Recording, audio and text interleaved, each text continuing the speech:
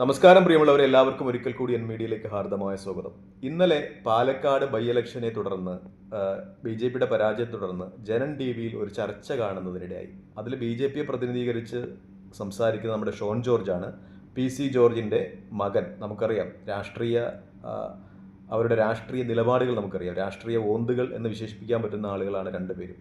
ഇന്നൊരു മുന്നണിയിലായിരിക്കും, നാളെ ഒരു മുന്നണിയിലായിരിക്കും. അങ്ങനെയുള്ള അദ്ദേഹമാണ് ഈ താൽക്കാലിക അവസരത്തിൽ BJPക്ക് സപ്പോർട്ട് ചെയ്ത് സംസാരിക്കുന്ന BJPയുടെ പ്രതിനിധിയായി ഉള്ളത്. നാളെ ഏതു പാർട്ടി, ഏതു സഖ്യം, ആരെ അനുകൂലിച്ച് സംസാരിക്കും എന്ന് നമുക്ക് പറയാൻ പറ്റില്ല. പക്ഷേ വിധി വൈപരീത്യത്തിൽ ഇന്നലെ അദ്ദേഹം BJPയെ അനുകൂലിച്ചാണ്, അല്ലെങ്കിൽ BJPയെ സപ്പോർട്ട് ചെയ്തിട്ടാണ്, BJPക്ക് വേണ്ടിയാണ് ആ ചർച്ചയിൽ പങ്കെടുത്തിട്ടുള്ളത്. അദ്ദേഹം പറയുന്നൊരു കാര്യമുണ്ട്. കാരണം ഇന്നലെ ഇലക്ഷൻ റിസൾട്ട് വന്നപ്പോൾ, അല്ലെങ്കിൽ റിസൾട്ടിന് തൊട്ട് മുമ്പ് അവിടെ SDPI അല്ലെങ്കിൽ ജമാഅത്തെ ഇസ്ലാമിക്കാർ UDFനെ അനുകൂലിച്ച്, അല്ലെങ്കിൽ UDFൻ്റെ വിജയത്തിൽ അവകാശവാദം ഉന്നയിച്ചുകൊണ്ട് പ്രകടനം നടത്തിയിട്ടുണ്ട് എന്ന് പറയണ്ടായി. UDF ഏതെങ്കിലും ഒരിക്കൽ സമയത്തും കോൺഗ്രസോ അല്ലെങ്കിൽ ലീഗോ അല്ലെങ്കിൽ UDFിലെ ഏതെങ്കിലും ഘടകകക്ഷികളോ ഷാഫി പറമ്പിലോ ഒന്നും ഒരിക്കലും SDPIയുടെ രാഷ്ട്രീയ സഖ്യത്തിൻ്റെ ഭാഗമായിരുന്നില്ല എന്ന് ഞാൻ പറയട്ടെ. മറിച്ച് നിങ്ങളുടെ പാർട്ടി ജനപക്ഷം, കേരള കോൺഗ്രസ്, സെക്കുലർ എന്നിവ PC ജോർജും ഷോൺ ജോർജും നേതൃത്വം കൊടുത്ത നിങ്ങളുടെ പഴയ പാർട്ടി എന്ന് വെച്ചാൽ ആ പാർട്ടിയായിരുന്നു BJPയിൽ ലയിക്കുന്നതിന്, നിങ്ങളുടെ പാർട്ടികൾ ലയിക്കുന്നതിന് മുമ്പ് നിങ്ങൾ അംഗങ്ങളായതും നിങ്ങളുടെ ഫാദറിനെ MLA ആക്കിയതും നിങ്ങളെ ജില്ലാ പഞ്ചായത്ത് മെമ്പറുമാക്കിയ ആ പാർട്ടികൾ മിക്കപ്പോഴും നിങ്ങൾ ക്രിയേറ്റ് ചെയ്ത നിങ്ങളുടെ അച്ഛൻ്റെയും നിങ്ങളുടെയും പാർട്ടിയും മിക്കപ്പോഴും SDPയുമായിട്ട് നല്ല ബന്ധത്തിലായിരുന്നു. നിങ്ങളുടെ ഈരാറ്റുപേട മുനിസിപ്പാലിറ്റി, നിങ്ങളുടെ വീട് നിൽക്കുന്ന സ്ഥലത്ത് അത് നിങ്ങളുടെ സപ്പോർട്ട് ഉണ്ടായിരുന്നു. നിങ്ങളുടെ പാർട്ടിയെ SDPയെ പിന്തുണച്ചിരുന്നു. SDPയുടെ പിന്തുണയോടുകൂടിയാണ് PC ജോർജ് മിക്കപ്പോഴും നിയമസഭയിലേക്ക് തിരഞ്ഞെടുക്കപ്പെട്ടത്. അയാളുടെ MLA ഫണ്ടുകൾ നൽകിയിരുന്നത് കൂടുതലും SDPയുടെ മെമ്പർമാർക്കായിരുന്നു.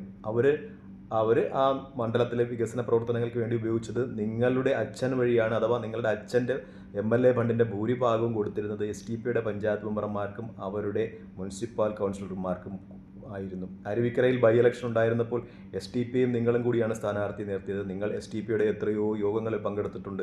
എത്രയോ സ്ഥലത്ത് നിങ്ങൾ ഇസ്ലാമിനെയൊക്കെ പ്രകീർത്തിച്ചുകൊണ്ട് സംസാരിച്ചിട്ടുണ്ട്. നിങ്ങളിപ്പോൾ രാഷ്ട്രീയ ഭിക്ഷാന്തഹിയാണ്, രാഷ്ട്രീയ ശിഖണ്ഡിയാണെന്ന് പറയാം. നിങ്ങളുടെ അച്ഛനും മാറി ഇപ്പോൾ BJPയിലോട്ട് സഖ്യത്തിലായി, അല്ലെങ്കിൽ BJPയിൽ ലയിച്ചു, ശരിയാണ്. പക്ഷേ നിങ്ങളുടെ അഭിപ്രായങ്ങളും അല്ലെങ്കിൽ നിങ്ങളുടെ ആറ്റിറ്റ്യൂഡുകളും മാറിക്കൂടാ എന്നില്ല. എവിടെ അധികാരമുണ്ടോ അവിടെ നിങ്ങൾക്ക് വീണ്ടും പ്രത്യക്ഷപ്പെട്ടേക്കാൻ വഴിയുണ്ട്. അതുകൊണ്ട് തിരിച്ച് SDPയുടെ അനുകൂല രാഷ്ട്രീയം പ്രകടിപ്പിച്ചുകൂടാ എന്നൊന്നുമില്ല. അത് നമ്മൾ അക്സെപ്റ്റ് ചെയ്യുന്നു, കാരണം നിങ്ങളുടെ നിലനിൽപ്പാണ്. പക്ഷേ അതുമായിട്ട് ഒരു ബന്ധവുമില്ലാത്ത ഷാഫി പറമ്പിലിനെയൊക്കെ ഇന്നുവരെ മതേതരത്വ സ്വഭാവം വെച്ചു പുലർത്തിയിട്ടുള്ള, ഇന്നുവരെ SDPയുമായിട്ട് രാഷ്ട്രീയ സഖ്യം ഉണ്ടാക്കിയിട്ടില്ലാത്ത കോൺഗ്രസിനെയും അതുപോലെ ഷാഫി പറമ്പിലിനെയുമൊക്കെ ആരോപിക്കുമ്പോൾ നിങ്ങൾ ഒന്നുറപ്പ് വരുത്തുക, നിങ്ങളുടെ കഴിഞ്ഞു പോയ കാലഘട്ടം നിങ്ങൾ SDPയുമായി ബാന്ധവത്തിലായിരുന്നു.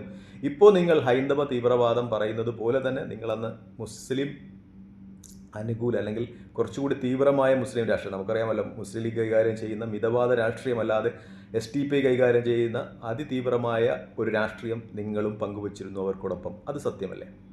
എന്നിട്ട് എപ്പോൾ എന്തിനാണ് ഇവിടെ വന്ന് ഷാഫി പറമ്പിലിനെയൊക്കെ ഇസ്ലാമിക പൊളിറ്റിക്സിൻ്റെ അയാൾ പറയുന്നുണ്ട്, ഇസ്ലാമിക് പൊളിറ്റിക്സിൻ്റെ മുഖ്യമന്ത്രി സ്ഥാനാർത്ഥിയാണ് ഷാഫി പറമ്പിൽ എന്ന്. ഷാഫി പറമ്പിൽ എന്താണ് മുഖ്യമന്ത്രി അയാൾ ഒരിക്കൽ പൊളിറ്റിക്കൽ ഇസ്ലാമിൻ്റെ ഭാഗമല്ല.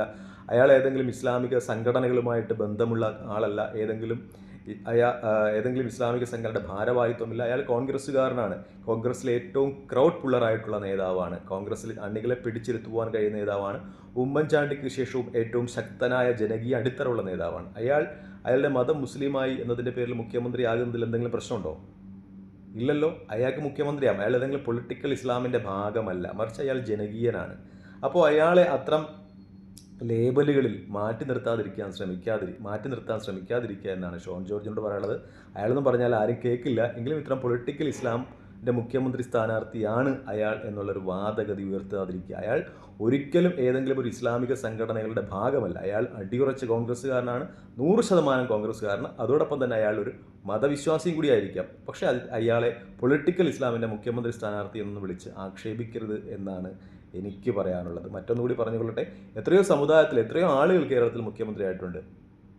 ഉമ്മൻചാണ്ടി മുതൽ AK ആൻ്റണി വരെ ക്രൈസ്തവ മുഖ്യമന്ത്രിമാരായിട്ടുണ്ട്. K കരുണാകരൻ മുതൽ അതുപോലെയുള്ള പിണറായി വിജയൻ വരെ ഹൈന്ദവ സമുദായത്തിൻ്റെ ഭാഗത്തു നിന്ന് മുഖ്യമന്ത്രിയായിട്ടുണ്ട്. അപ്പോൾ മുസ്ലിം സമുദായത്തിൻ്റെ ഭാഗത്തു നിന്ന് മുഖ്യമന്ത്രി ഉണ്ടാകുന്നതിലും പ്രശ്നമൊന്നുമില്ല. കാരണം അവിടെ കോൺഗ്രസ് എന്ന പ്രസ്ഥാനം അയാൾ മുസ്ലിമാണ് എന്ന ഒരു പരിഗണനയല്ല കൊടുക്കുന്നത്, മറിച്ച് അയാളുടെ പൊളിറ്റിക്കൽ പ്രിവിലേജാണ്. അയാളുടെ രാഷ്ട്രീയപരമായി അയാൾ ജനങ്ങളുടെയുമായിട്ട് ബന്ധപ്പെട്ട് നിൽക്കുന്നു എന്നതാണ് അയാളുടെ പ്രത്യേകത. അതുകൊണ്ട് തന്നെ അയാളുടെ രാഷ്ട്രീയ മുന്നേറ്റങ്ങളെ ഒരു മതത്തിൻ്റെ ലേബൽ കൊടുത്ത് അടിച്ചമർത്താൻ ശ്രമിക്കാതിരിക്കുക എന്നാണ് എനിക്ക് പറയാനുള്ളത്. മറ്റൊന്നുകൂടിയുണ്ട്, വടകരയിൽ ഏകദേശം CPM പ്രവർത്തിച്ചിട്ടുണ്ടായിരുന്നു. കാരണം അവർ ഷാഫി പറമ്പലിനെ CPM ആയാലും BJP ആയാലും വല്ലാതെ ഭയക്കുന്നുണ്ട്. അയാളുടെ ജനകീയത ജനങ്ങളുമായിട്ടുള്ള അദ്ദേഹത്തിൻ്റെ ഇടപെടലുകൾ അദ്ദേഹത്തെ വല്ലാതെ ഭയക്കുന്നുണ്ട്. അതുകൊണ്ടാണ് ആ സ്ക്രീൻഷോട്ട് എന്ന് പറയുന്ന വിവാദം CPM അവിടെ ക്രിയേറ്റ് ചെയ്തത്. ഒരു BJP നമുക്ക് മനസ്സിലാക്കാം, പക്ഷേ CPM പോലുള്ള ഒരു മതേതരത പാർട്ടി അത് ചെയ്യേണ്ടിയിരുന്നില്ല എന്ന് തന്നെയാണ് എനിക്ക് പറയാനുള്ളത്. ഷാഫി പറമ്പിൽ രാജ്യത്തിൻ്റെ അല്ലെങ്കിൽ ഈ സംസ്ഥാനത്തിൻ്റെ അല്ലെങ്കിൽ കോൺഗ്രസ് പ്രസ്ഥാനത്തിൻ്റെയൊക്കെ വാഗ്ദാനം തന്നെയാണ്. അദ്ദേഹം മുഖ്യമന്ത്രിയാകുന്നതിൽ യാതൊരു തെറ്റുമില്ല. തീർത്തും സെക്കുലറായ, തീർത്തും മതേതരവാദിയായ ഒരാളാണ് അദ്ദേഹം ഒരു പ്രത്യേക മതവിഭാഗത്തിൽ പിറന്നത് എന്നതുകൊണ്ട് അദ്ദേഹത്തെ മുഖ്യമന്ത്രിയാകാൻ പറ്റില്ല എന്നൊന്നുമില്ലല്ലോ. കാരണം അദ്ദേഹം കോൺഗ്രസിൻ്റെ പ്രതിനിധിയല്ലേ. അദ്ദേഹം ഒരു പൊളിറ്റിക്കൽ ഇസ്ലാമിൻ്റെ ഭാഗമായ ഒരു പ്രസ്ഥാനത്തിലും അദ്ദേഹത്തിന് അംഗത്വമില്ല എന്നിരിക്കെ പൊളിറ്റിക്കൽ ഇസ്ലാമിൻ്റെ ഭാഗമാണ് എന്ന ഒരു BJP അജണ്ട പറഞ്ഞ് ജനങ്ങളുടെ ഇടയിൽ ഭിന്നിപ്പിക്കുണ്ടാകാതിരിക്കുവാൻ ശ്രമിക്കുക എന്നാണ് എനിക്ക് പറയാനുള്ളത്. നന്ദി, നമസ്കാരം. ജയ് ഹിന്ദ്. ഈ വീഡിയോ ഇഷ്ടപ്പെടുന്നവർ ലൈക്ക് ചെയ്യുക, ഷെയർ ചെയ്യുക, കമൻറ്റ് ചെയ്യുക. മറ്റൊരു വീഡിയോയുമായി കാണുന്നതിന് പ്രാർത്ഥനപ്പെടുക. ജയ് ഹിന്ദ്.